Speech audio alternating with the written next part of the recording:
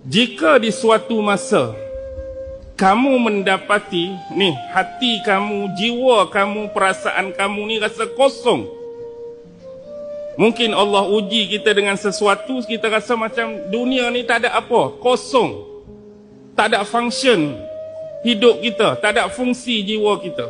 Maka waktu tu nombor satu, kata Imam Ghazali, carilah kembali dan temuilah kembali hati kamu ketika kamu membaca kalam Allah Al-Quran. Mudah-mudahan kamu temui kembali hati dan jiwa kamu pada waktu tu. Dah kita rasa kosong tu, ambillah Quran, buka, bacalah ayat Quran yang bermanfaat, yang berpahala, yang bermukjizat. Mudah-mudahan hati kita terisi kembali. Tapi kalau baca Quran pun Ustaz, tak mari juga.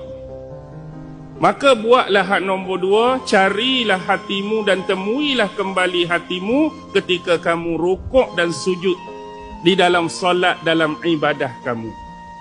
Cari balik hati kamu ketika kamu beribadah, terutama solat, duk rukuk tu, minta balik hati.